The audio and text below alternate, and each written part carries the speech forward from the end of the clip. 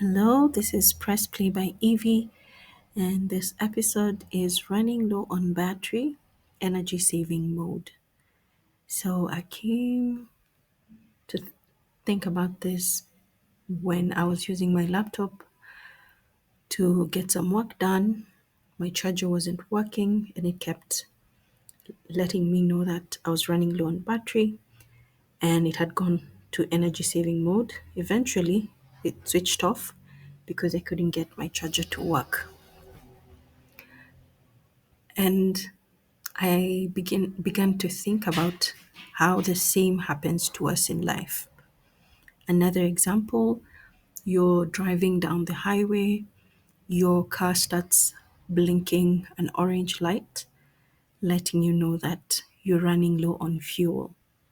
Now, depending on the kind of driver that you are, you could either get into the next petrol station and fuel up, or you could say, I know my car, I can drive for another 20 kilometers before I need to fuel and just keep going. And true to the word, your reserve tank might kick in and you could go for another 20 kilometers and then fuel up, or you might have overestimated your reserve tank and find yourself stranded on the road and having to have someone go and maybe fetch some fuel for you in a container and bring it back. When you think about our laptops or phones or cars, fueling up or charging them usually leads to them coming back on.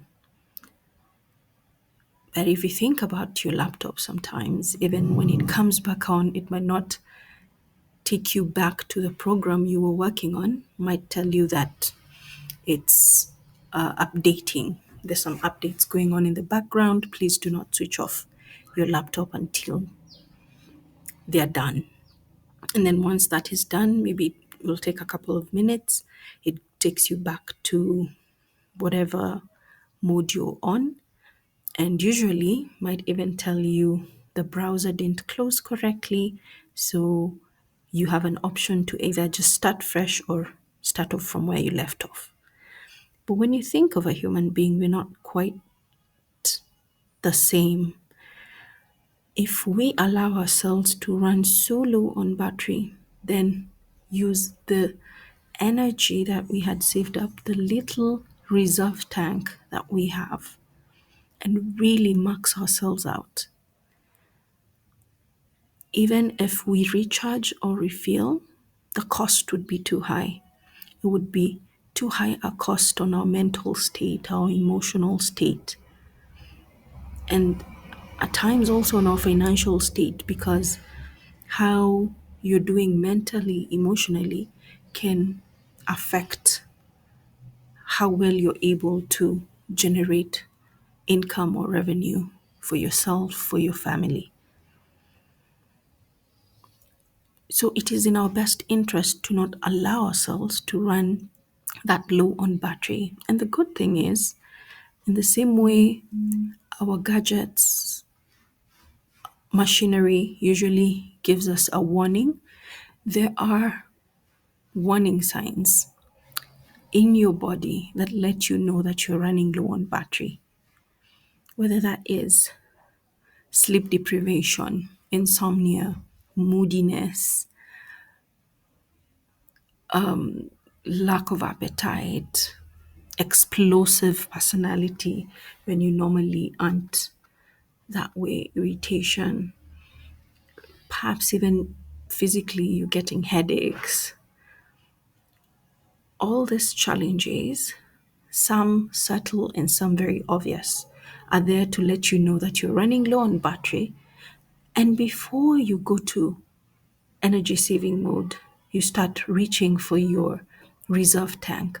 That is the moment that you are supposed to take action, and take action from a place of love, realizing that You're not being lazy, and taking the much needed rest, deep, nourishing rest, will not leave you behind. If anything, it likely will enable you to come out ahead. When you're spent and exhausted, you might still get some results in the activities that you do, but honestly, they may not be your best work or the best way in which you would have shown up if you were rested and fully powered up. So, if our phones, our laptops are able to switch to energy saving mode, the screens dim, the background activity slows down, the non essentials pause so that they can preserve what is left, they can protect the system and give it a chance to last until it's recharged. Why not do the same for ourselves? Can we be able, in whatever ways that we can, begin to slow down background activity? Say no to activities that fill up our times, non priorities that fill up our time and our space and bog us down even more. Could we start there? Take a pause on non essentials. Ask yourself, do I really have to go there? Do I really have to do this? Because we may not be able to up and leave everything, for example, our families or our workplace, but we can start taking steps towards slowing down. Whether that means that instead of going to a party this weekend, we are going to sit this one out. Or we could go for an hour instead of the 5 hours we normally would. If we have some leave days, we could take maybe two days, if not more. If there are things that we do in the house, perhaps watching TV, that could be a form of rest for some people, but for others, watching TV or too many social media interactions are draining. So you could say, I will sit this one out. I'll either not engage in my social media accounts for a whole week, or perhaps maybe if I do that 3 hours every day, this would be your chance maybe to do this 30 minutes a day instead.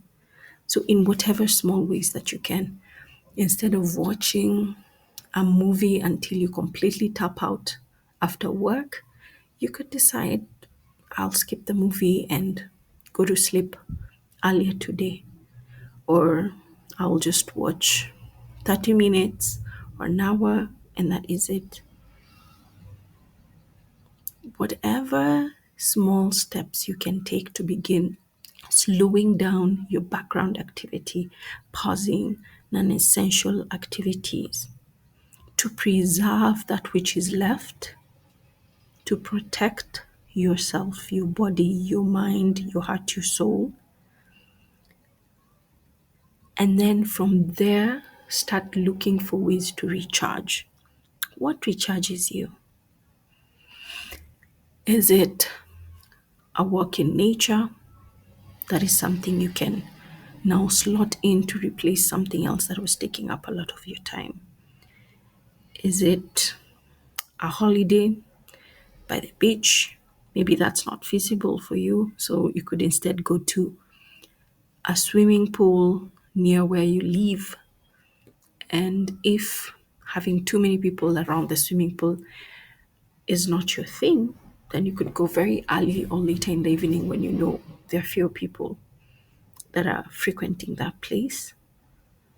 For some people, it's working on a creative project that also can recharge you and can be a form of rest when you indulge in things that bring you joy. To the outside world, they may seem like work, but to you, it isn't. If anything, it recharges you. That could be if you are someone who is good at DIYs, so maybe you're crocheting something or you're working on a painting. For some people, they want to remodel their living room space or their bedroom, or they want to just change it up. So maybe buy some flowers, arrange it, buy some nice herbs and scents to make their home smell good. Whatever it is, go for a bike ride, have some playtime with your kids.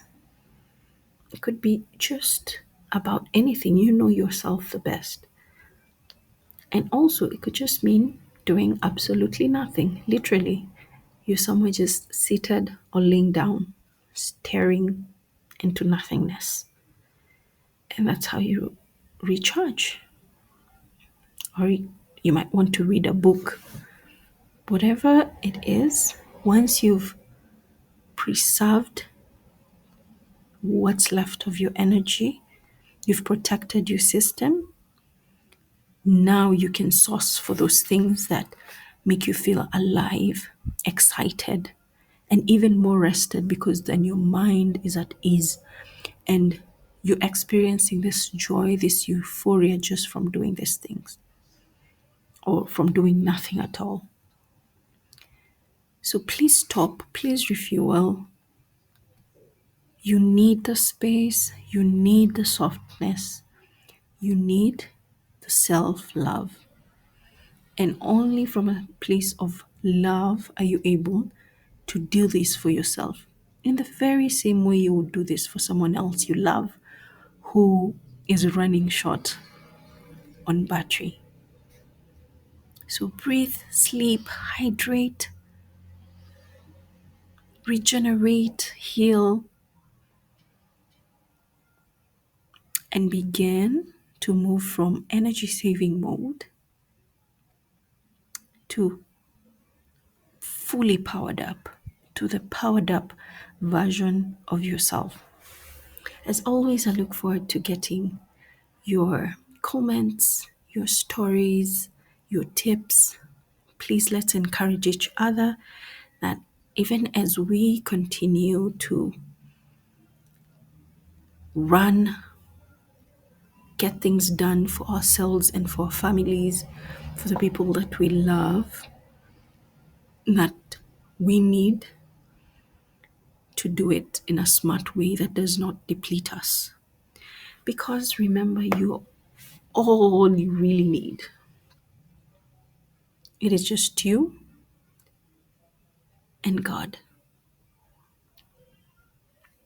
So take care of yourself so that you can show up in the powered version of yourself, because then you will achieve more in an easier way, in a more effective, efficient way.